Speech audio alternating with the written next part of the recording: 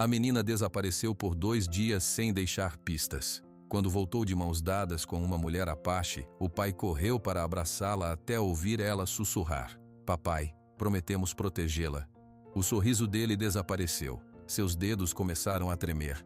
E todos ao redor ficaram em silêncio absoluto. Se inscreva no canal, deixe seu like e comente de que parte do mundo você está assistindo, porque agora eu vou te contar tudo.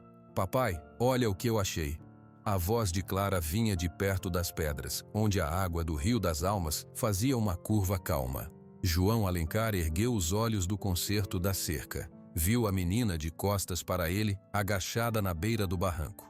Seus cabelos castanhos cacheados formavam uma bola fofa sob o sol forte daquela manhã de sábado. "O que, filha?" ele perguntou, sem deixar o martelo cair. "Uma pedra que parece um coração", ela gritou virando-se. Seu rosto estava sujo de terra, mas seus olhos grandes brilhavam. Ela levantou a mão mostrando uma pedra cinza e lisa. João sentiu o peso do cansaço nos ombros. Trabalhava desde as 5 da manhã. O calor do meio-dia era pesado. Ele só queria terminar aquele último trecho da cerca e ir para casa, tomar um café forte e descansar antes de fazer o almoço. "Muito bonita, Clara. Agora vem para cá. Cuidado com a beirada, o barranco é mole." Clara olhou para a pedra em sua mão, depois para o rio. "Só um minutinho, papai. Quero ver se acho outra. Uma para você também."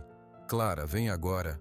A voz de João saiu um pouco mais grossa do que ele pretendia. Ele viu a expressão da filha mudar. Um pouco de desafio misturado com decepção. Ela era teimosa como a mãe tinha sido.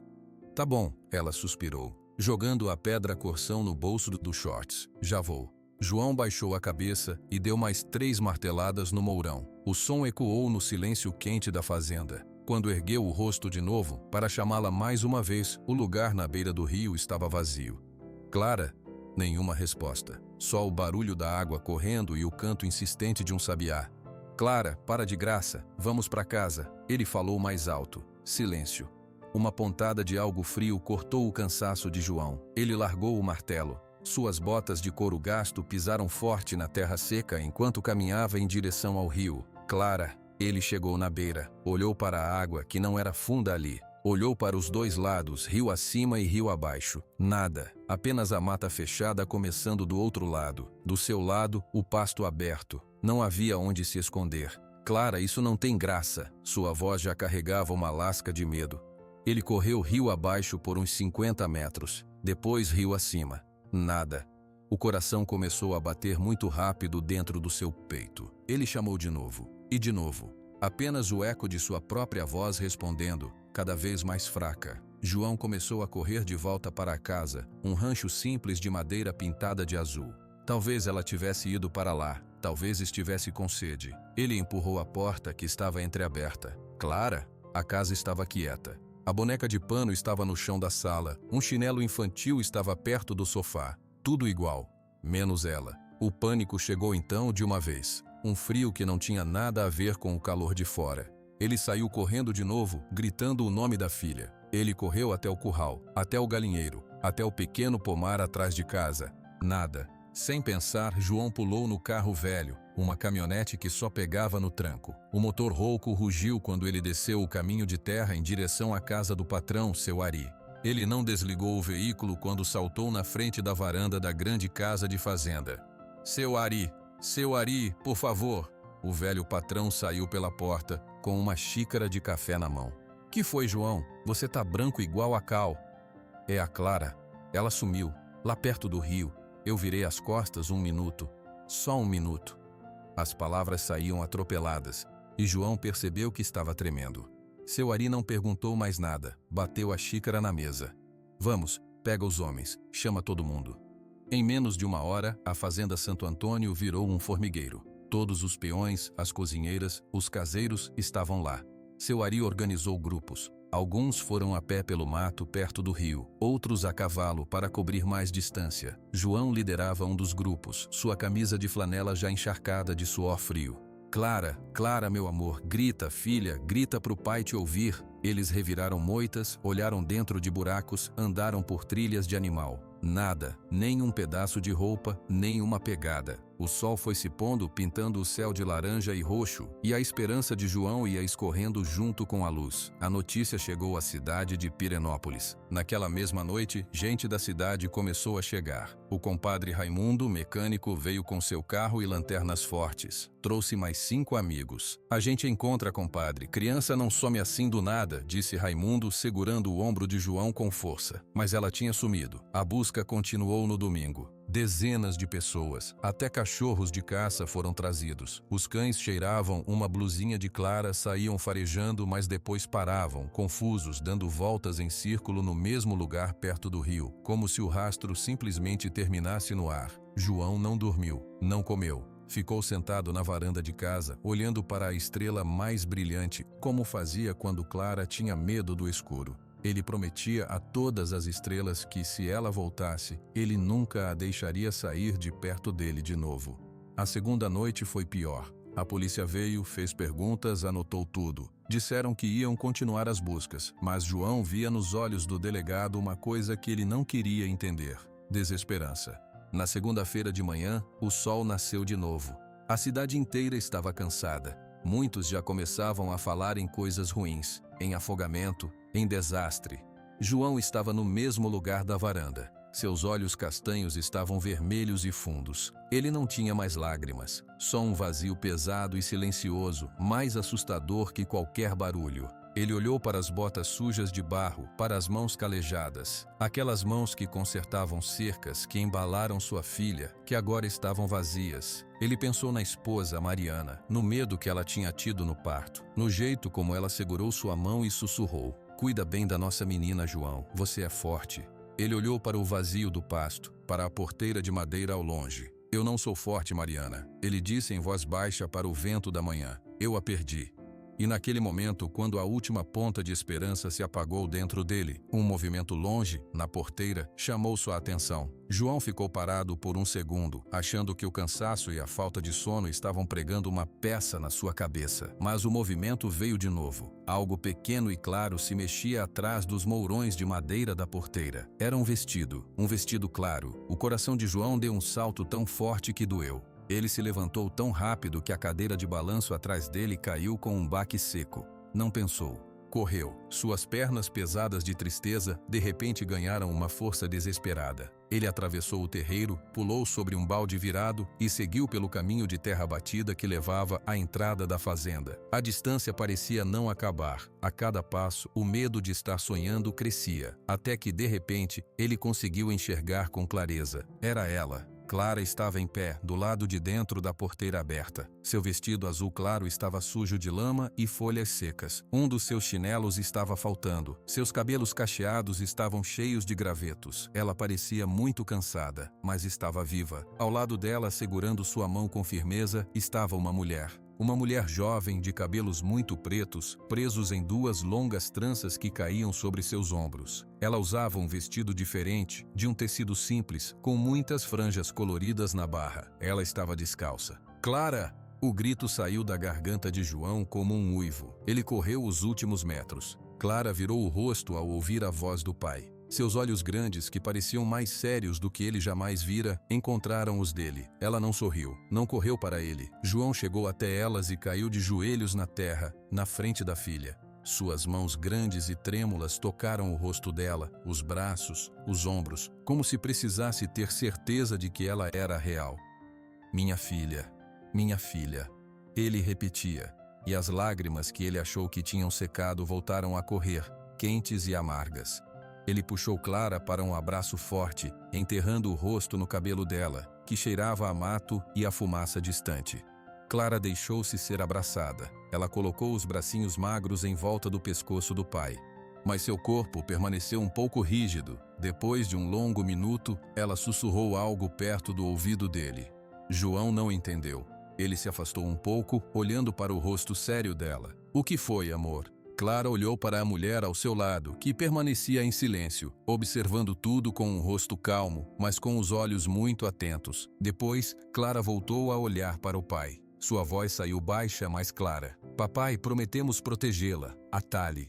João piscou confuso. Seu olhar, ainda embaçado de lágrimas, foi da filha para a estranha. Proteger? Proteger quem, Clara? Do quê? Dela, disse Clara, apontando com o queixo para a jovem. A Tali. Não pode acontecer com ela o que aconteceu com a mãe dela. As palavras da menina, carregadas de uma convicção de adulto, pairaram no ar da manhã. O alívio intenso que inundava João começou a esfriar, substituído por um frio súbito na espinha. Ele lentamente se levantou, ainda segurando a mão de Clara. Ele olhou diretamente para a mulher chamada Tali. Ela era jovem, talvez com uns 20 e poucos anos. Seus olhos eram escuros e profundos. E agora, sob o olhar de João, ele pôde ver o que havia neles. Não era apenas a calma da floresta, havia medo. Um medo silencioso e antigo, que ficava bem escondido, mas que um pai desesperado conseguia reconhecer. E havia outra coisa, uma determinação dura, como pedra. Quem é você? Perguntou João, sua voz ainda grossa pela emoção, mas já carregando uma desconfiança. A jovem fez um pequeno movimento com a cabeça. Meu nome é Tali, eu sou da aldeia Ini, do outro lado da serra. Eu encontrei sua filha, senhor João. Ela estava perdida. 2 dias, murmurou João quase para si mesmo. Ela esteve com você 2 dias? Sim, respondeu Tali. Seu português era perfeito, mas o ritmo era um pouco pausado, como se ela escolhesse cada palavra. Ela está bem, só cansada. Eu trouxe ela de volta. João olhou para Clara, que observava a conversa com aquela seriedade que não era dela. A felicidade de tê-la de volta começava a ser corroída por um formigamento de alarme. Algo estava errado, muito errado. Obrigado, disse João, forçando as palavras. A gratidão era real, mas o instinto gritava mais alto. Muito obrigado por trazer minha filha. Entre, por favor. Tome um café. Tali olhou para trás na direção da estrada de terra vazia e depois para a casa simples. Ela hesitou por um momento. Finalmente acenou com a cabeça. Vou ficar só um pouco, ela disse. João pegou Clara no colo como fazia quando ela era mais nova. Ela se aninhou contra ele e pela primeira vez desde que a vira, seu corpo pareceu relaxar um pouco, entregando-se ao cansaço. Ele começou a caminhar de volta para casa, com Tali seguindo a alguns passos atrás, seus pés descalços fazendo um ruído suave na terra. Enquanto andava, João sentiu o peso do olhar da jovem em suas costas. Ele apertou Clara mais forte. A menina tinha voltado, mas as palavras dela tinham aberto uma porta para um mundo que João não conhecia e não queria conhecer. E agora, aquela porta estava escancarada na sua soleira, com uma pessoa de tranças longas e olhos cheios de medo parada no meio dela. A cozinha da casa de João estava quente e cheirava a café fresco. Clara sentava à mesa, envolvida em um cobertor limpo, devorando um prato de arroz com ovo que o pai fizera apressadamente. Seus cabelos estavam molhados do banho e o rosto limpo deixava ainda mais visível a fadiga profunda em seus olhos. João observava cada garfada como se fosse a coisa mais importante do mundo. Tali estava sentada no canto, perto da porta, segurando uma xícara de café entre as mãos. Ela não bebia, apenas sentia o calor da porcelana. Come devagar, filha, disse João, sua voz ainda rouca. Tem bastante. Clara assentiu, mas continuou comendo. Depois de alguns minutos, ela parou e olhou para Tali, depois para o pai. Ela me deu jabuticaba, papai, e um bolinho de milho diferente. A avó dela fez. João forçou um sorriso pequeno. Foi bom? Foi. Clara ficou quieta por um momento. Ela me levou por um caminho escondido na mata. Tinha muita árvore grande. A casa dela é de madeira e barro. Tem outras casas juntas. Todo mundo me olhou, mas ninguém falou comigo. Só a Tali e a avó dela. Por que você foi com ela, Clara? Perguntou João suavemente. Você se assustou? Clara franziu a testinha pensando. Eu estava seguindo o Sagui, aquele macaquinho. Aí eu não vi mais o rio. Quando eu virei para voltar, estava tudo diferente. Eu comecei a chorar. A Tali apareceu do nada. Ela não fez barulho nenhum. Ela perguntou se eu estava perdida. E você disse que sim. Disse.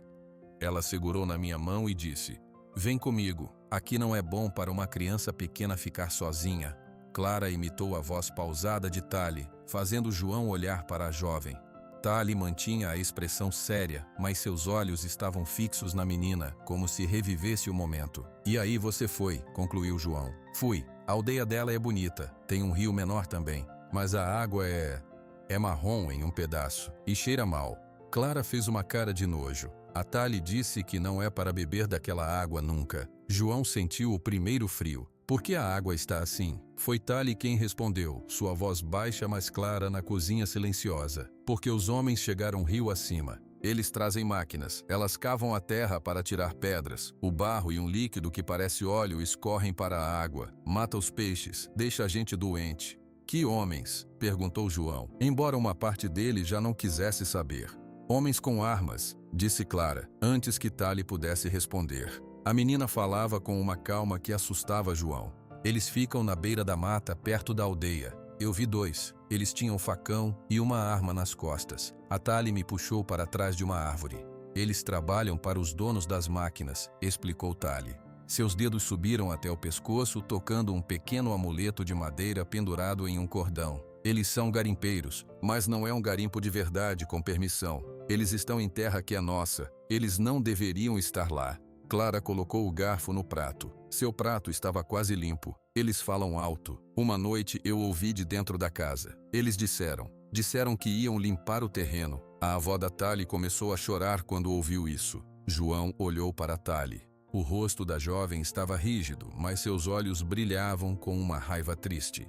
Limpar o terreno do quê? Ele perguntou, embora temesse a resposta. De nós, disse Tali simplesmente. Minha mãe. Ela era quem falava por nós. Ela ia à cidade, falava com autoridades, pedia ajuda. Ela dizia que os homens tinham que ir embora. Há um mês, ela foi até o lugar onde as máquinas estavam. Ela foi sozinha. Ela não voltou. O silêncio que caiu sobre a cozinha era pesado. Clara olhou para as mãos dela no colo. A polícia não foi procurar? Perguntou João, quase em um sussurro. Tali fez um movimento breve com a cabeça, um misto de negação e desprezo. Eles foram, olharam, disseram que não viram nada de errado, que minha mãe provavelmente tinha ido visitar parentes em outra aldeia, mas ela não foi. Ela não iria embora sem me dizer. Clara ergueu o olhar. A Tali está sozinha agora, a avó é velha. Os outros homens da aldeia têm medo de falar, e os homens com armas ainda estão lá, por isso eu prometi. João sentiu um nó se formar na garganta. Prometeu o quê, Clara? A menina olhou diretamente para ele, com aquela seriedade que doía.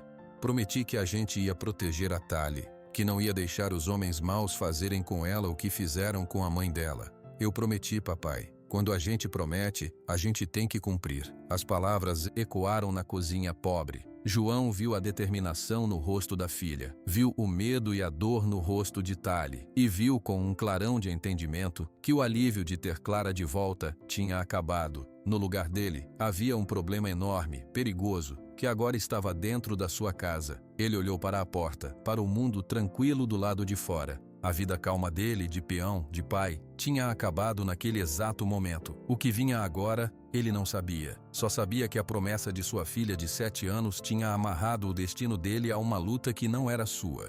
E pelo olhar nos olhos de Clara, não havia volta. O dia seguinte amanheceu com um sol forte, mas dentro da casa de João, o ar era pesado. Ninguém tinha dormido direito. Tali dormira no sofá da sala, mas João ouvira ela se virar muitas vezes durante a noite. Clara, exausta, só acordou depois do meio-dia. João tentou fazer as coisas normais, fez café, passou pão com manteiga, mas suas mãos não paravam quietas. Ele pegou a faca de cabo de osso que sempre mantinha afiada e começou a esfregar a lâmina contra a pedra de amolar, mesmo que ela já estivesse fina. O som ritmado, zip, zip, era o único que quebrava o silêncio. Tali observava da cadeira da cozinha. Ela tinha arrumado suas tranças e agora estava sentada, imóvel, olhando pela janela para a estrada de terra. Eles sabem que eu trouxe ela para cá, disse Tali de repente sem olhar para João. O som da faca parou. Quem? Os homens. Eles têm olheiros. A cidade não é tão grande. Alguém viu a gente chegar ontem. João sentiu um aperto no estômago. Mas você não fez nada de errado. Só trouxe minha filha para casa. Tali virou o rosto para ele. Seus olhos eram sérios. Para eles isso já é errado. Minha mãe falava com todo mundo, até com os fazendeiros. Ela pedia ajuda. Para eles, qualquer um que fale sobre o garimpo é uma ameaça. Mas eu não falei nada, disse João, a voz um pouco mais alta do que ele pretendia. Agora eu estou na sua casa, respondeu Tali calmamente. Isso é o suficiente. Clara entrou na cozinha, arrastando um cobertor. Ela subiu em uma cadeira ao lado do pai e ficou olhando para ele afiar a faca. Ninguém disse mais nada. O barulho chegou por volta das 3 horas da tarde. Não era o som de um carro comum, mas o ronco forte de um motor a diesel e o ranger de molas ruins. João levantou os olhos. Telly ficou rígida na cadeira. Clara agarrou a borda da mesa. Um caminhão picape velho da cor de ferrugem parou bem em frente à porteira, levantando uma nuvem de poeira. A porta do motorista se abriu.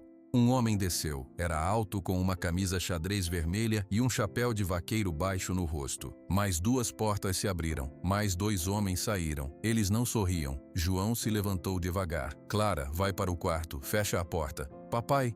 Vai. Clara olhou para Tali, que fez um pequeno aceno com a cabeça. A menina deslizou da cadeira e desapareceu no corredor. João olhou para Tali. Você também? Se esconde. Ela pensou por um segundo, depois assentiu e saiu da cozinha em passos silenciosos, indo para o quarto dos fundos. A batida na porta foi forte. Não um pedido, mas um anúncio. Pum, pum, pum. João respirou fundo. Ele esfregou o polegar e o indicador da mão direita, onde o calo de laço já não existia mais. Abriu a porta. Os 3 homens estavam parados no alpendre. O que estava na frente, o de chapéu, tinha um bigode ralo e olhos que pareciam não piscar. Boa tarde, disse o homem. Boa tarde, respondeu João, mantendo a voz neutra. O senhor é o João, o peão do seu Ari, não é? Sou. A gente está procurando uma pessoa. Uma moça, índia, jovem, cabelo preto, sempre com umas tranças. O nome é Tali, ou Tainá. Alguém falou que ela pode ter vindo parar por essas bandas. Os olhos do homem passaram por João e espiaram para dentro da casa. João sentiu a boca seca. Ele pensou em Clara, pensou no medo nos olhos de Tali. Não vi ninguém, ele disse. A mentira saiu seca e reta. O homem ficou quieto por um momento, estudando o rosto de João. É estranho, porque um amigo nosso que trabalha na estrada disse que viu uma moça com essa descrição andando por aqui ontem de manhã, com uma menina. Minha filha sumiu, disse João, mantendo o olhar fixo. Todo mundo andou por aqui procurando. Pode ter sido qualquer pessoa, mas ninguém veio aqui em casa. Só trouxeram minha filha de volta e foram embora. Quem trouxe? Um senhor de carro, não conheço, deve ser de outra cidade. João encostou o corpo na porta, como se bloqueando a entrada. Por que vocês estão procurando ela? O homem de chapéu sorriu, mas o sorriso não chegou aos olhos. É uma questão de família, assunto interno. Ela some, a família fica preocupada, entende? João entendeu perfeitamente. Eles não eram família. Pois é, mas não posso ajudar. Os olhos dos outros 2 homens vasculharam o terreiro, o galpão pequeno, as janelas da casa. O silêncio se esticou. Tá certo, disse o líder, dando um passo para trás. Se você ver essa moça, é melhor avisar. Ela pode se meter em confusão sozinha. E ninguém quer confusão por aqui, não é? Ninguém quer, repetiu João.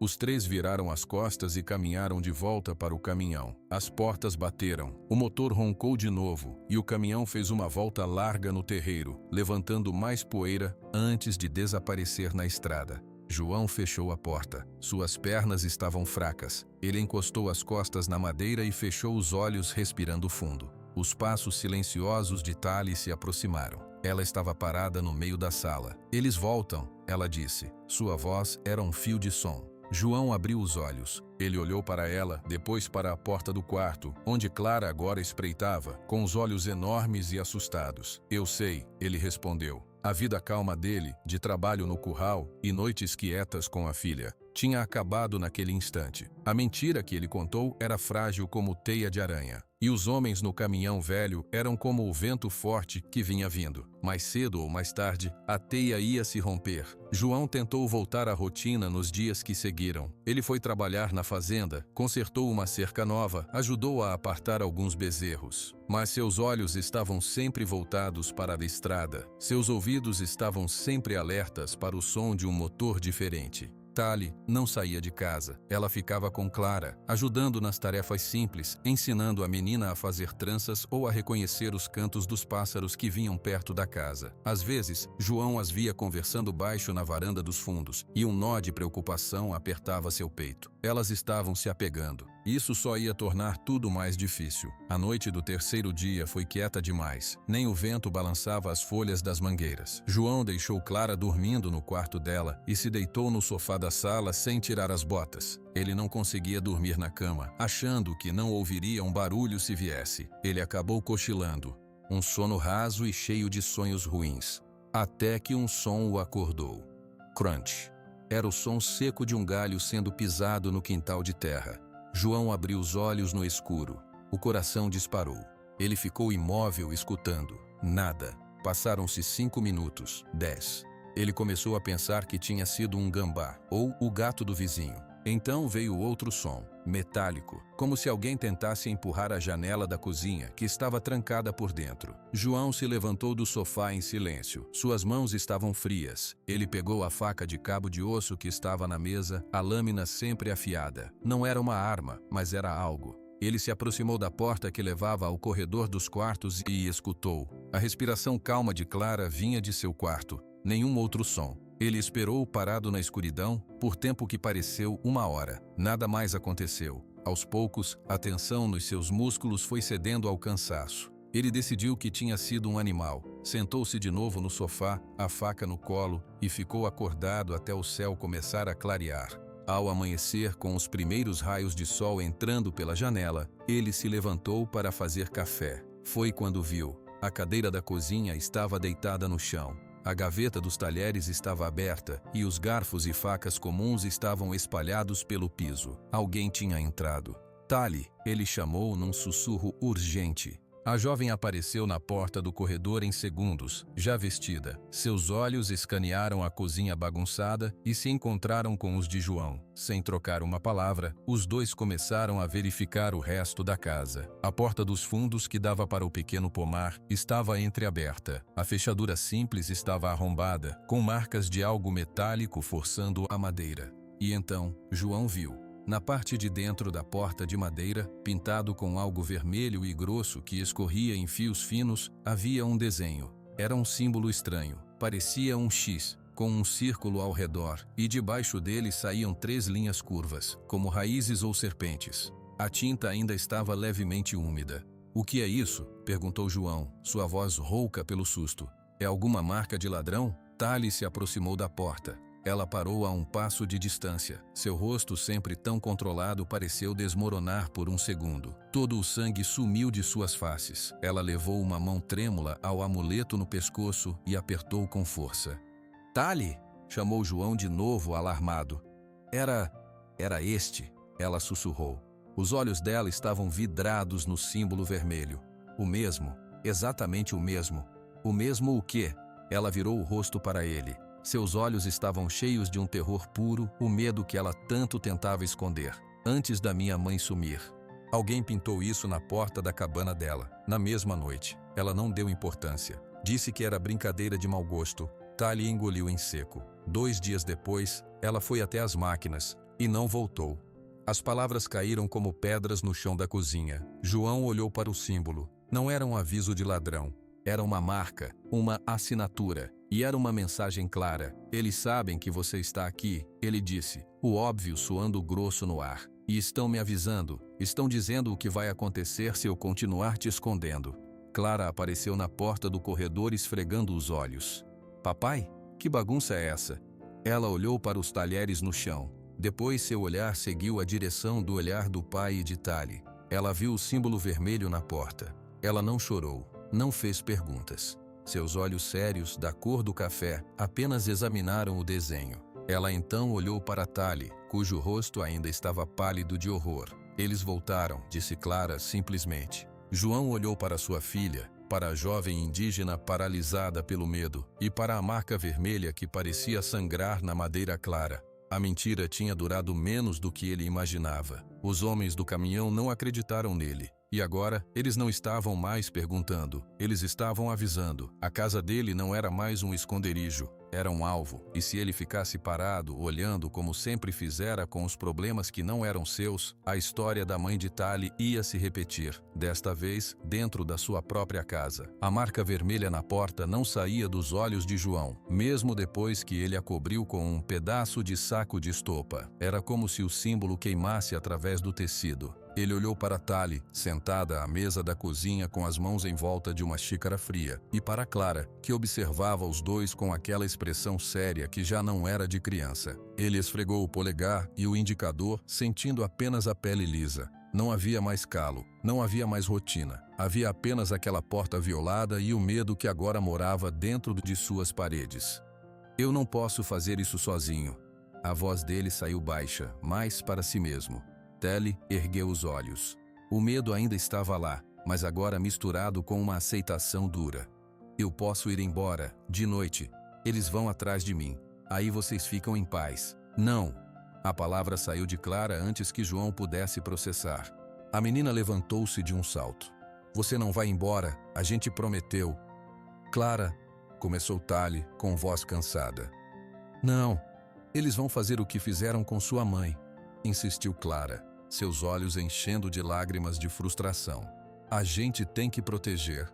João olhou para a filha. Aquele sentimento puro, aquela justiça absoluta, cortou através do seu próprio medo. Ela tinha razão. Uma promessa era uma promessa, mas mais que isso, mandar Tali embora agora era o mesmo que entregá-la. Ele respirou fundo. Ela fica, disse João, e a decisão pareceu assentar seus nervos. Mas você tem razão, eu não posso fazer isso sozinho, preciso de ajuda. Uma hora depois, João estava na oficina de Raimundo, no fim da rua principal de Pirenópolis. O cheiro de graxa e borracha queimada enchia o ar. Raimundo, um homem baixo e forte com as mãos sempre sujas de óleo, estava debaixo de uma caminhonete velha. Quando viu a sombra de João, ele saiu rolando no carrinho de mecânico. Compadre, tá sumido. E a pequena, tudo bem? Perguntou Raimundo, limpando as mãos em um trapo. João não soube por onde começar. Olhou para o chão cimentado, depois para os olhos de confiança do amigo. Preciso falar com você. É sério. Raimundo percebeu o tom. Acenou com a cabeça e apontou para um canto mais quieto da oficina, atrás de uma pilha de pneus. Fala. E João falou. Falou de Tali, falou do garimpo ilegal, falou dos homens com armas, falou da mãe dela que sumiu e falou do símbolo vermelho pintado em sua porta naquela mesma manhã. Raimundo escutou tudo sem interromper. Seu rosto, normalmente risonho, foi ficando sério. Quando João terminou, ele assobiou baixo. Isso aí é coisa grande, compadre. Gente pesada. Eu sei, disse João. E eu não sei o que fazer. A polícia não fez nada pela mãe dela. Tenho medo de que não faça por nós. Tem razão em ter medo. Raimundo concordou, franzindo a testa. O delegado novo, aquele que veio da capital, talvez. Mas os homens de baixo, muitos são amigos de quem tem interesse no garimpo. É dinheiro. Então o que eu faço? Eu não posso ficar só esperando que eles voltem. A voz de João carregava uma urgência que ele mesmo não conhecia. Raimundo ficou quieto por um momento pensando. Você não está sozinho, João. Essa história do rio ficando podre, da terra sendo destruída, muita gente na cidade está brava, só tem medo de falar. Quem? A dona Cida, da mercearia. O córrego que passa atrás do terreno dela já tá com a água marrom. Ela reclama todo dia. O professor Marcelo, da escola, ele tenta ensinar sobre a natureza e vê aquela destruição ali do lado. Tem outros. Raimundo olhou nos olhos de João. A Tali, ela tem alguém na cidade? Alguém que já ajudou a comunidade dela? João lembrou-se de algo que Tali mencionara. Ela falou de uma freira, irmã Lúcia, do centro de apoio. Ela que às vezes levava remédios para a aldeia. Irmã Lúcia, Raimundo acenou reconhecendo. Ela é boa gente, não tem medo de ninguém. Ela pode saber de mais gente disposta a ajudar. Uma centelha de esperança pequena e frágil acendeu dentro de João. Você acha que dá para a gente formar um grupo, só para ficar de olho, para tentar conseguir provas? Acho que sim, disse Raimundo com determinação. Ninguém aqui quer guerra, compadre, mas ninguém quer ver criança e mulher sendo ameaçada em sua própria casa também. E ninguém quer beber água envenenada. Às vezes, a gente só precisa de um empurrão.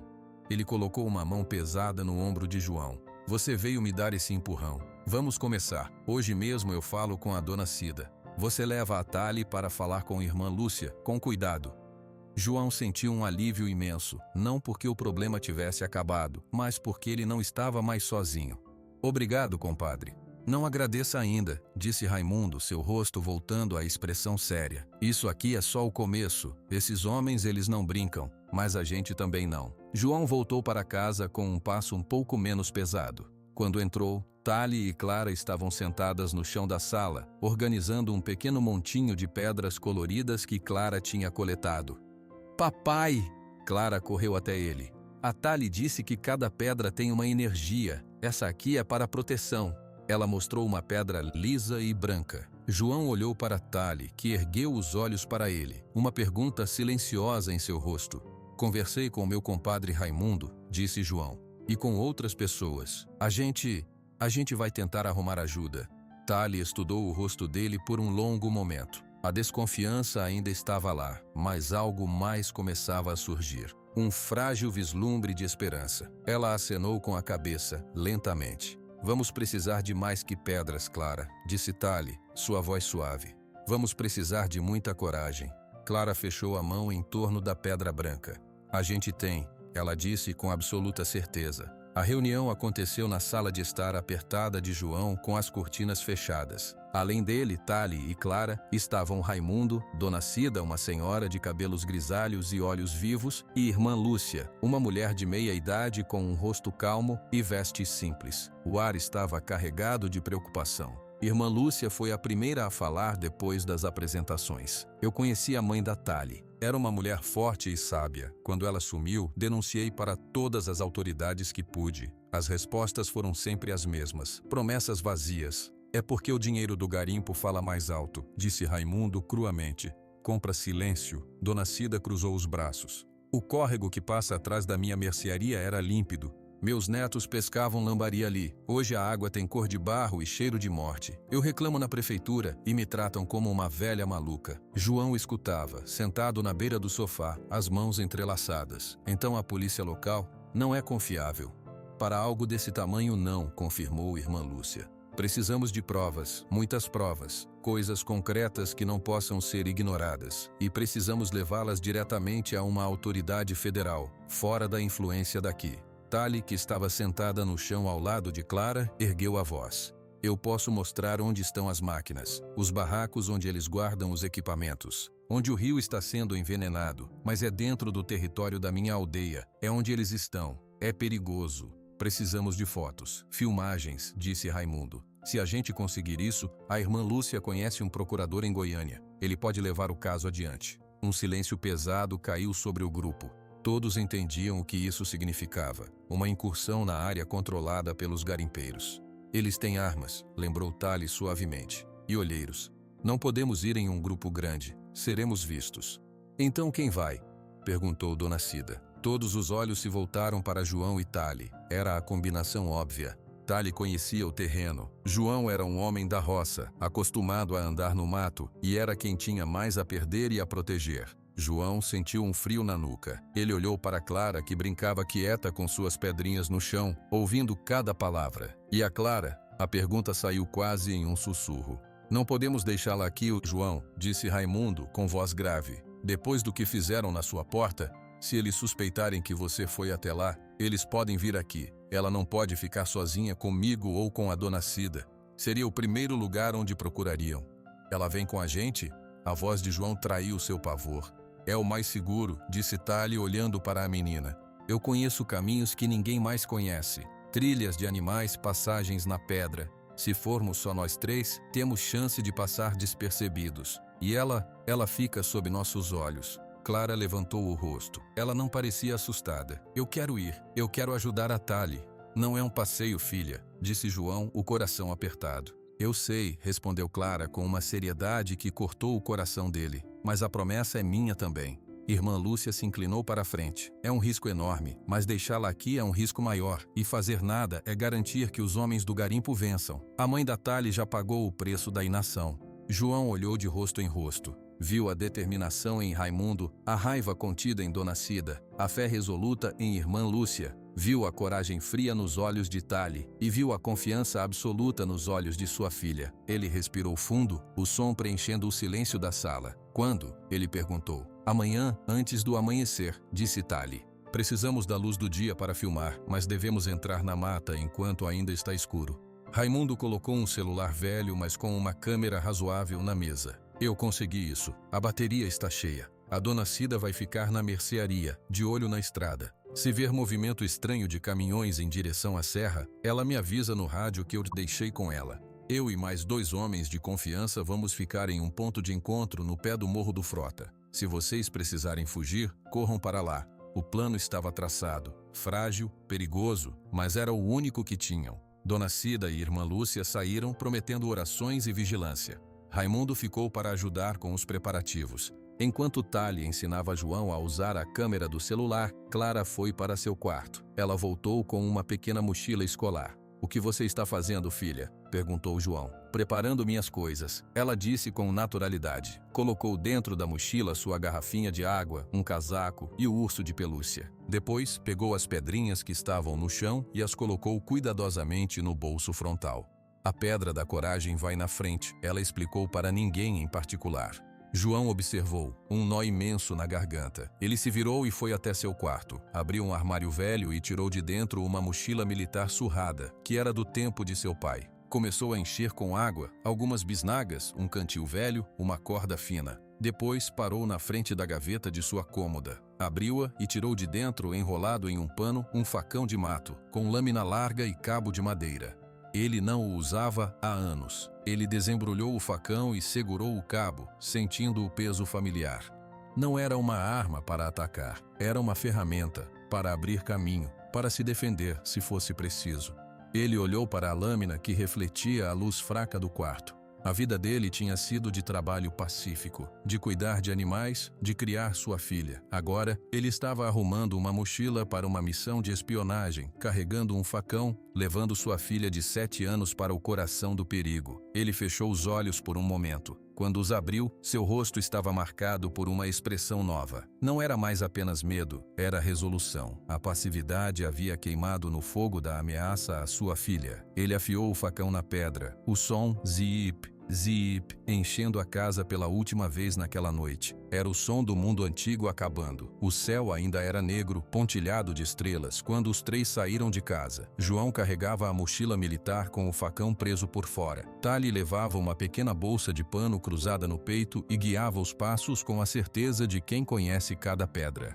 Clara, de mochila escolar nas costas, segurava a mão do pai com firmeza, seus passos pequenos tentando acompanhar o ritmo. Ninguém falou. O silêncio era parte do plano. Eles contornaram a fazenda pelo pasto traseiro e entraram na mata por uma trilha de animais que Tali mostrou. A escuridão sob as árvores era quase completa. Tali andava na frente, seu corpo uma sombra silenciosa que João e Clara seguiam, confiando apenas no som suave de seus pés descalços na folhagem seca. Andaram por mais de 1 hora. Aos poucos, o céu foi mudando para um cinza claro. Os pássaros começaram a cantar. A luz do dia revelou uma mata fechada, cheia de cipós e árvores altas. Estamos perto, sussurrou Tali, parando de repente. Ela apontou para frente, por entre as folhas. Ali.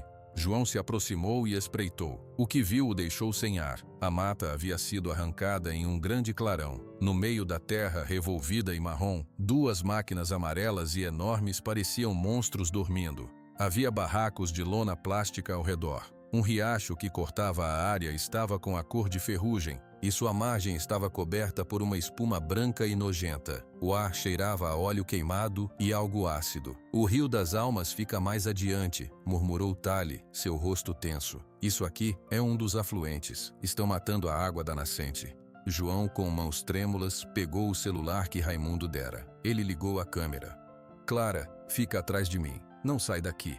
Ele começou a filmar, lentamente varrendo o cenário de destruição. As máquinas, os barracos, os tambores de metal vazios jogados ao lado do riacho podre. Ele fez close nas marcas de pneus, nas ferramentas abandonadas. Tudo em silêncio. Foi Clara quem viu primeiro. Um movimento perto de um dos barracos. Papai, ela sussurrou, puxando a barra da sua camisa. Um homem saiu do barraco espreguiçando-se. Ele vestia uma calça suja e carregava uma garrafa de plástico. Outro homem apareceu atrás dele, com um facão na cintura. João parou de filmar e se agachou, puxando Clara para baixo com ele. Tali já estava abaixada, seus olhos fixos nos homens. Vamos embora, ela sussurrou. Já temos o suficiente. Eles começaram a recuar, rastejando para trás das moitas. João guardou o celular na mochila com cuidado. Cada movimento parecia fazer um barulho de trovão. Eles conseguiram voltar para a linha da mata fechada e começaram a seguir o caminho de volta, agora um pouco mais rápido. O grito veio de longe atrás deles. Ei, o que é aquilo? Um dos homens tinha os visto, ou talvez tivesse visto o movimento. Corram, disse Tali, e sua voz calma agora tinha uma urgência afiada. Eles correram. João pegou Clara no colo. A menina se agarrou a seu pescoço, sua mochila escolar batendo nas costas dele. Tali liderava, desviando de galhos, pulando sobre troncos caídos. Os gritos dos homens ficavam cada vez mais altos, mais perto. Para a esquerda, Tali ordenou, desviando da trilha que haviam feito e entrando em uma subida mais íngreme. Para o Morro do Frota, é nosso único ponto. A subida era brutal. João respirava com dificuldade, o peso de Clara e da mochila queimando seus pulmões. Os sons da perseguição continuavam atrás, galhos quebrando, vozes grossas gritando ordens. Depois de um tempo que pareceu uma eternidade, eles saíram da mata densa e chegaram a um platô rochoso. No topo do morro, contra o céu que começava a escurecer de novo, viam-se as ruínas de uma antiga igreja de pedra, com paredes partidas e sem teto. Lá, apontou Tali ofegante. Eles fizeram uma última corrida desesperada e se esconderam atrás do que restava de uma parede grossa. João colocou Clara no chão, contra a pedra mais protegida. Ele e Tali se ajoelharam, espiando por uma fresta. Lá embaixo, na borda da mata, 4 homens haviam parado. Eles olhavam para cima, para o morro. 2 tinham facões. Um carregava uma espingarda velha. Eles conversavam entre si, apontando para as ruínas.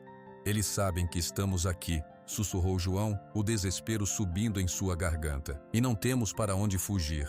A noite caía rápido, envolvendo o morro em sombras. Os homens lá embaixo não subiram imediatamente. Eles acenderam um cigarro, parecendo esperar, cercar a presa, deixar o medo fazer o trabalho por eles. Dentro das ruínas frias, o ar estava carregado de cansaço e medo. João olhou para Tali, cujo rosto era uma máscara de determinação no crepúsculo. Depois olhou para Clara. A menina estava sentada no chão de pedra, encostada na parede. Ela não chorava. Respirou fundo e tirou do bolso da mochila a pedra lisa e branca. Apertou-a com força em sua mão. Depois, estendeu a outra mão, encontrando a mão suada de seu pai no escuro. A gente se protege, ela sussurrou, repetindo as palavras que dissera em casa. Sua voz pequena e firme ecoou nas ruínas antigas. Dentro das ruínas da igreja velha, o ar da noite era frio.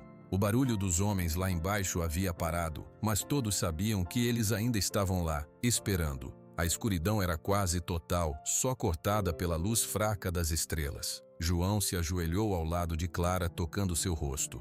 Tá com frio, filha? Um pouco, sussurrou Clara. Ela estava encolhida contra a pedra, mas ainda segurava a pedra branca. Tali se aproximou silenciosamente. Eles vão subir quando acharem que estamos dormindo ou com muito medo. Não podemos esperar. João olhou para ela. No escuro, só via o contorno de seu rosto e o brilho de seus olhos. O que você sugere? Não temos como fugir. A descida é só por um lado e eles estão lá. Então a gente enfrenta, disse Tali. Sua voz era firme. Não para matar, para se defender, para ganhar tempo. João sentiu um peso no peito. Enfrentar. Ele passou a vida evitando confrontos, mas agora, olhando para Clara, ele sabia que não havia outro caminho. Ele a sentiu no escuro. Certo. Ele abriu sua mochila e tirou o facão. A lâmina larga refletiu um pouco de luz das estrelas. Ele respirou fundo, segurando o cabo de madeira áspera. Do outro lado das ruínas, Tali procurou no chão. Ela encontrou um pedaço de pedra lascada com uma borda afiada. Ela amarrou a pedra em um galho grosso com um pedaço de corda que tirou de sua bolsa, fazendo uma arma simples. Clara observou os dois se prepararem. Ela se levantou e caminhou até o meio do que seria o antigo altar da igreja. Sua pequena figura parecia ainda menor na vastidão das ruínas. A promessa, ela disse, sua voz clara ecoando nas pedras. João e Tali pararam o que estavam fazendo e olharam para ela. A gente prometeu proteger, continuou Clara. Não é só a Tali, é o rio, é a mata, é a mãe dela, é a nossa casa também. Ela apertou a pedra no bolso. Eu não sei lutar, mas eu sei que a gente não pode desistir, porque se a gente desistir, os homens maus vencem, e aí não tem mais promessa que dê jeito. As palavras simples da menina caíram no silêncio. Tali ficou imóvel. João viu, mesmo no escuro, que seus ombros estavam tensos. Ela fechou os olhos por um momento, tocando o amuleto no pescoço. Quando abriu os olhos, ela olhou para Clara. Sua mãe teria muito orgulho de você, disse Tali, sua voz carregada de uma emoção rara. Ela tinha essa mesma coragem, a coragem de ver o que é certo e não desviar. Ela se virou para João. Ela tem razão, não podemos desistir, mesmo que seja só para mostrar a eles que não temos medo. Isso já é uma vitória. João olhou para sua filha, de pé no meio das ruínas como uma pequena sentinela. Ele sentiu algo mudar dentro dele. O medo não tinha sumido, mas agora ele tinha um propósito maior do que apenas sobreviver. Proteger Clara não era mais escondê-la, era lutar pelo mundo que ela acreditava, pelo bem que ela via em Tali e na terra dela. Eu vou ficar na entrada, disse João, apontando para o vão onde antes havia uma porta. Você fica do outro lado, atrás daquela parede quebrada. Se entrarem, a gente se espalha. A confusão pode nos ajudar. Tali concordou com a cabeça. Pela primeira vez, havia um entendimento completo entre eles. Não eram mais um peão e uma indígena desconfiados. Eram dois adultos tentando proteger uma criança e a justiça que ela representava. Eles assumiram suas posições. João se agachou atrás de um monte de pedras caídas, ao lado da abertura. Tali desapareceu atrás de uma coluna parcialmente destruída. Clara se sentou em um nicho na parede, escondida da vista direta, mas onde podia ver o pai. O tempo passou. Cada minuto era longo. O som dos insetos da noite preenchia o silêncio. Até que de repente os insetos pararam. Passos pesados subiam o morro. Mais de um par. Os homens estavam vindo. João apertou o cabo do facão. Suas mãos estavam suadas. Ele olhou para Tali. No escuro, ele viu ela levantar a pedra amarrada no galho, pronta. Os passos pararam do lado de fora das ruínas. Uma voz grossa falou: "Vocês aí dentro, já chega de esconder. Saiam e nada acontece. Só queremos a Índia." João não respondeu. Ele respirou fundo e ficou quieto. "Te dando uma última chance, seu João." A voz gritou, agora mais perto. Eles sabiam seu nome. "Manda a mulher para fora e leva sua menina para casa. Acaba essa brincadeira." Foi Clara quem quebrou o silêncio. Sua voz, aguda e clara, saiu do nicho na parede. "A gente não vai sair. Vocês que vão embora." Houve um silêncio surpreso lá fora. Depois, uma risada baixa e feia. "Então é assim." O primeiro homem apareceu na abertura, um vulto grande contra o céu estrelado. Ele segurava uma espingarda. Naquele momento, de longe, muito longe, um som novo cortou a noite. Era fraco a princípio, mas ficando mais claro. Ué, ué. Era o som de uma sirene, não uma sirene de polícia comum. Era o som distinto de viaturas oficiais, talvez de estrada, e vinha da direção da cidade. Os homens na entrada das ruínas pararam. Um deles sussurrou algo urgente. A sirene tocou de novo, mais perto agora. E então, outra, e mais outra. Várias sirenes, se aproximando rapidamente. O homem com a espingarda hesitou. Ele olhou para dentro das ruínas, para a escuridão onde João e Tali estavam escondidos. Depois, olhou para trás, na direção dos sons. O plano de Raimundo tinha funcionado. O aviso pela rádio comunitária. A notícia do cerco havia se espalhado. "Vamos!" O homem gritou para os outros, sua voz agora apressada. "É roubada!"